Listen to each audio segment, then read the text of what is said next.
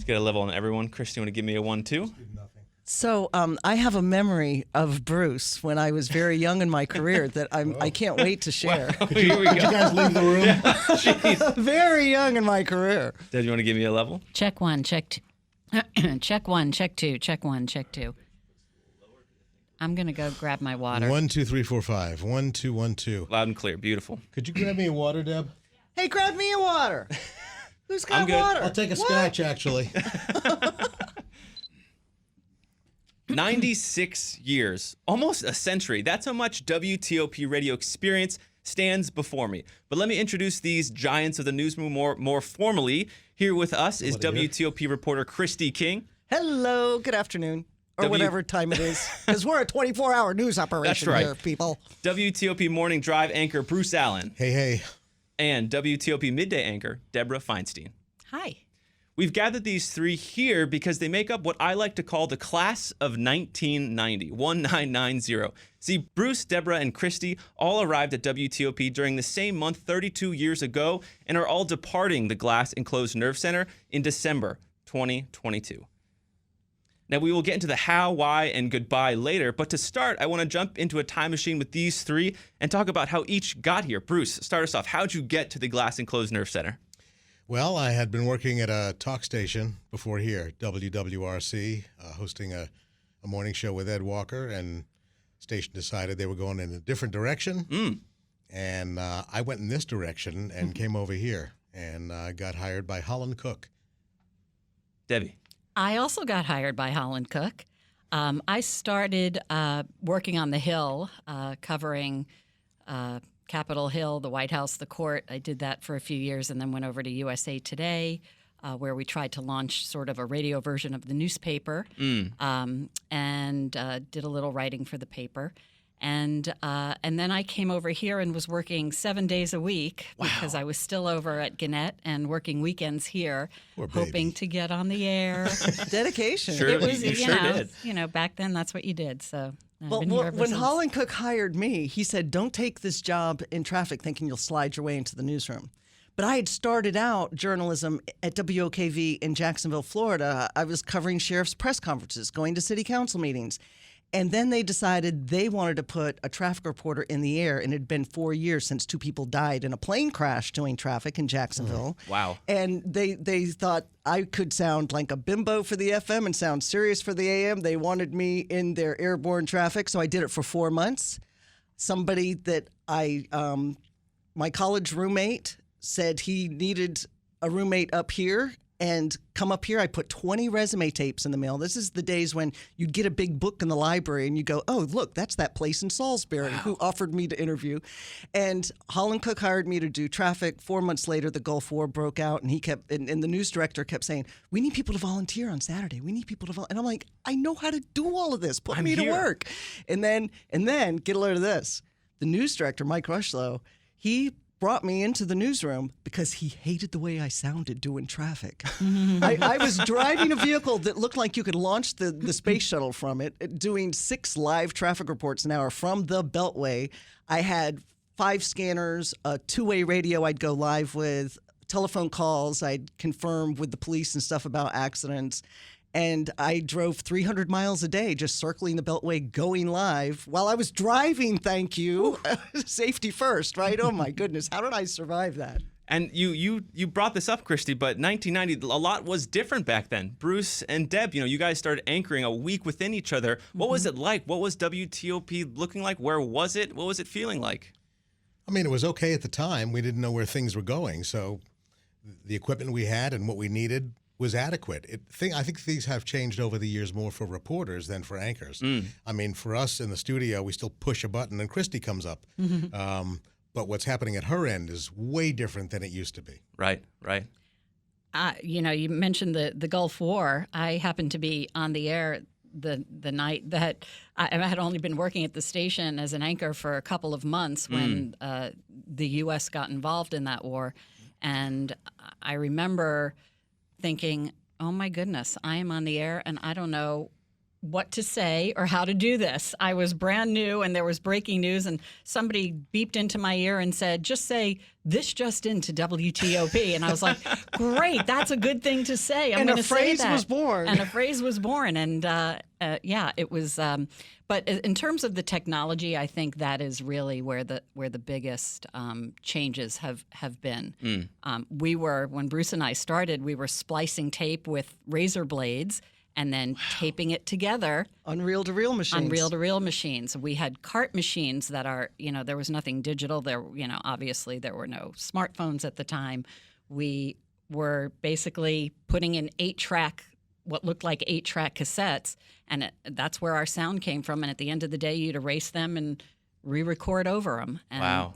You would walk into the studio with a stack of sound, And if you spilled 2 them, feet oh high. my heavens, because Yes. you've got your whole hour stacked with Exactly, with scripts, stories. sound, script, Yep. sound, script, The sound. idea that you could physically spill stories Yes. is mind-boggling to me. You could drop one. You could drop a story physically. Yeah. It did feel good, though, when we were editing with grease pencil and razor blades. blades. Felt really good when you made a good edit, though. Yeah. Now it's easy. It's a Right, because computer. that's your hand and eye doing the work. You're a surgeon. That was a good feeling. Wow. And even starting as a journalist in the field, the cell phone I would use was the size of a car battery. Yeah. Because of the battery.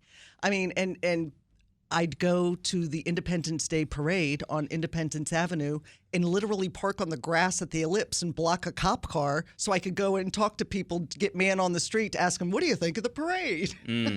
Right, and that was before 9/11. Yeah. And, that brings up, I have a list here that Bruce, thankfully gave me of all the huge things that happened. Mount Pleasant riots, 9/11 attacks, D.C. sniper, U.S. invasion of Iraq, Hurricane Katrina. The list goes on and on. I would actually say the Mount Pleasant riots happened shortly after we got here, and that gave us a good chance to really polish covering breaking news. All of us at the station at the time. Thanks in part to some great reporters on the ground. Paul Wagner, in particular, at the time, did some great reporting during the Mount Pleasant riots. Yeah. And it was just it was a crazy time, but we were all better for it at the end, having covered something like that, which covered a span of several days. And for those of us who have heard you throughout the years, I mean, I'm 26, I've heard you all my entire life. How do you guys keep calm during these intense, heavy moments? How do you bring the news in such a digestible way? Third-person disassociation. How do you not? Psychological yeah, okay, stuff. yeah, I don't fair. know. You got to tell the story, and you got to stay calm. And Right. And it's really, if you're in the studio and you as the gatekeeper, if you're not calm, then it sort of sets the tone for just sort of how the broadcast is going to go. And so you just sort of have to take a deep breath and think about, what is the information that the listener really needs and wants to hear, and just take a step back, really. I mean, if you let it spin out of control, you're done. Yeah. You have to keep it somewhat modulated. I mean, you can have an intensity and a passion and a little excitement, but you really have to stay in control. And because there are things that you want to tell in the story in a certain order, make sure you're listening to what else is happening from the reporter, from interviews, things like that. So But you we have to are hear it all. human, and stories obviously have an impact on us as well. And I'm thinking particularly about the Sandy Hook shooting,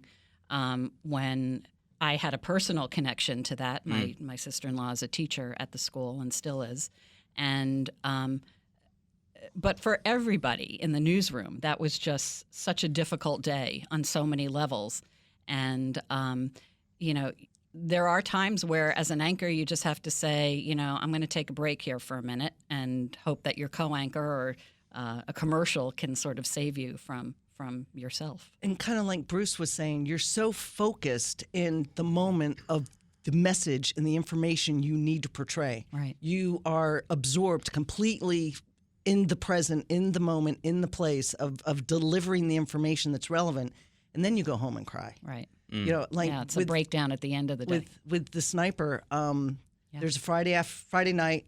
It's my Friday night. I'm sitting on the couch watching X-Files. Hello, that was a Friday night thing. Well, anyway, and drove practically to Richmond. The news conference was right in front of a hotel. I booked the hotel room. Tom Fody and I, who worked for the network, we shared all night long going live. We had a little Comrex, the magic, if people aren't familiar with the Comrex unit, it allows you to have superior audio quality with the equivalent kind of telephone line. Tom would dial New York and go live network around the globe or however, CBS, and then he'd hang up, and real quickly I would dial up the Comrex and go live with WTOP. All night long we did that. I drove home at dawn, and I was in tears. I was just, it was so scary. Yeah. And frustrating, and I was mad, and I was scared, and I was angry, and I just tears running down my face driving home as the sun's coming up. So, we've been talking about the heavy moments and how you all have taken us listeners through those moments over the past 30 years. There are also happy moments on air, obviously. When you guys, as you all depart here, what memories will you smile on the most, as you leave? Well, there is a happy feeling, even when the news is not great. If you've done a good broadcast and you feel good about the job you've done, I mean, there is a good feeling about that. Sure, there's your own emotional reaction to bad news, but if we've done a good job, that's not a happy thing. I mean, that's pretty good. Yeah, no, 100%. You all shared a piece of audio with me. This is Deb and Bruce, where you guys, I guess, had laughing gas in the studio or something. Tell us what happened. Oh, my goodness. So we do this Free Lunch Friday thing every week where we give lunch to lucky winners on Fridays. We were anchoring together at the time. We were co-anchoring, and I decided I was going to go ahead and read the Free Lunch Friday promo. And I started off by saying something about it happening on Friday because it's Free Lunch Friday, and I was ad-libbing, and it sounded ridiculous. And I looked over at Bruce, and he gave me sort of an eyebrow because he knew that it sounded ridiculous.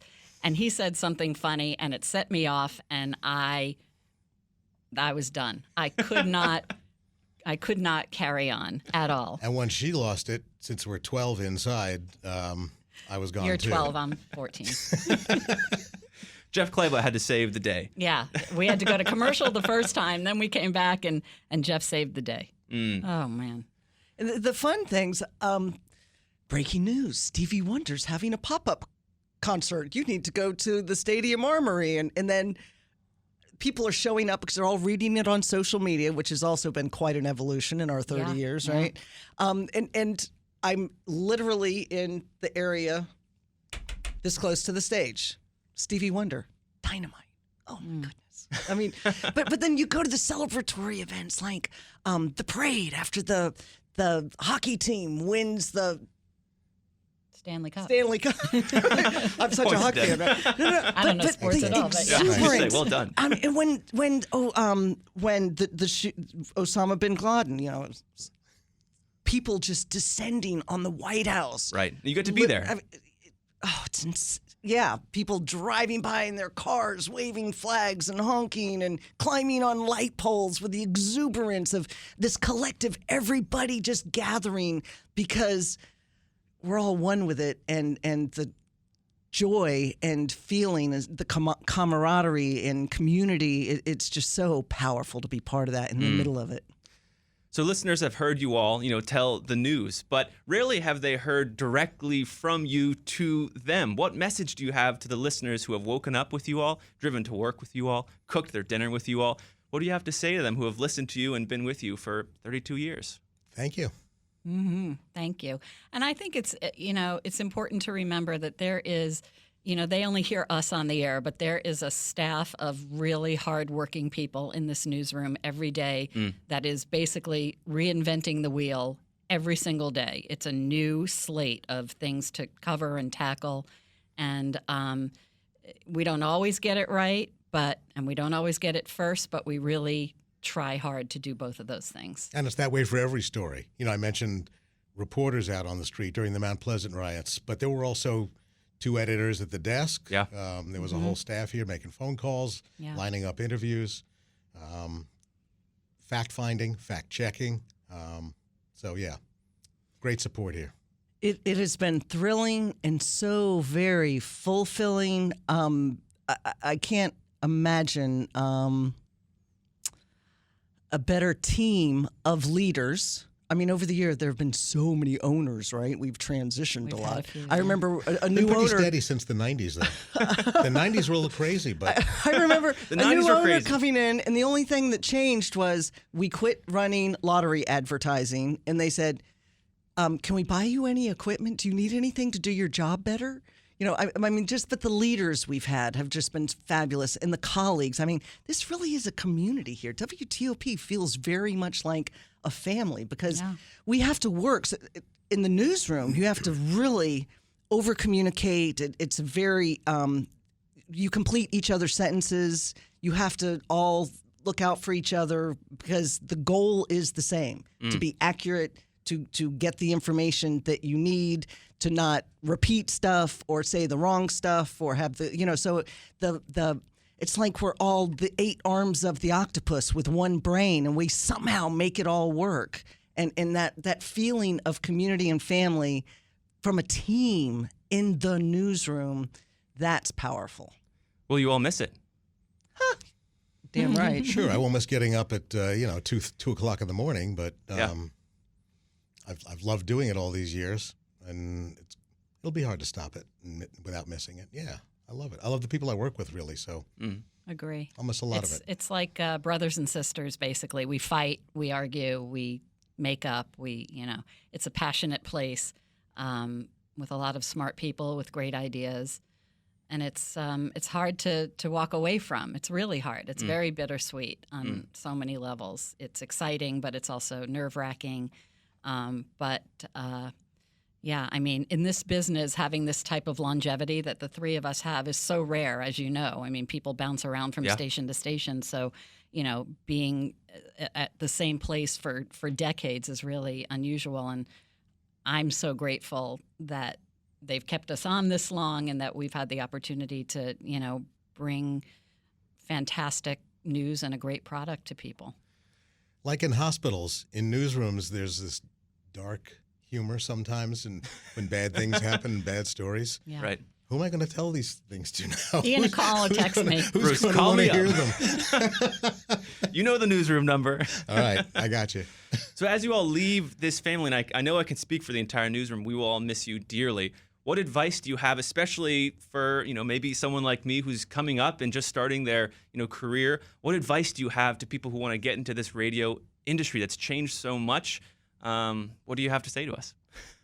Find the young people and bring them on board. There's a lot of talk that, FM radio isn't listened to as much as it was when we were, coming up. There's so many other ways to get your news now and your information.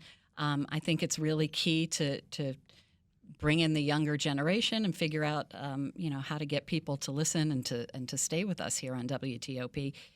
We do something that no other medium in the market is doing. I mean, we're covering, local and national news like nobody else, and give us the opportunity to show you what we can do. Don't let mistakes discourage you. Young people come in and they'll say to me, "Oh, you probably never make a mistake anymore. You've been here so long." And I'm thinking, no, that's just, I've made every possible mistake multiple times. So Right. don't worry about making a mistake. It's what happens afterwards. Remember that interview we did with that doctor one time? Bruce and I did.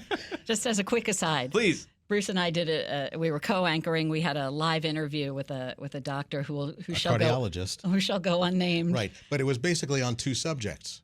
Right. And so what happened? We literally Confused both subjects. we conflated them, and every question we asked was like He had to correct. It was literally, we looked at each other after we asked the question, and he was like, "Well, no, not really." And we would look at each other and be like, it was the worst live interview we've ever done, I think.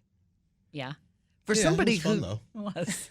for someone who's thinking about entering the field of journalism, I would strongly advocate for internships.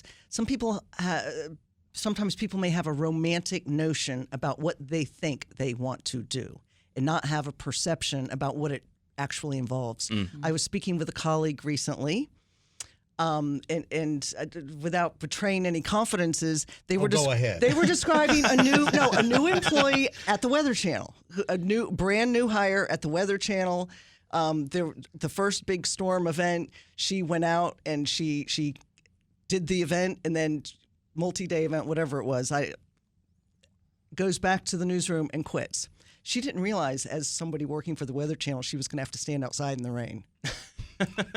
So figure out, know what it is you're getting into. Think a little bit. Yeah. These are not banker's hours. You are not going to work 9 to 5. That's true. You are going to work holidays. You have, it's almost like being a cop or a medical professional. It's a 24-hour gig. Right. And you have to be engaged. You have to be aware of what's happening in your community. You have to know what, I mean, it's the omniscience of, oh, you don't want to say, be misinformed because something's developed without you because you didn't read the paper on the day you were off. And then you get back to work and you have to hit the ground running and know what's happening. So be prepared for a 24-hour environment that's we intense. were deemed You have to essential love workers during the pandemic. Yeah. And that's really what you're speaking to. I mean, that's what it is. You have to be on call and present 24/7. Yep.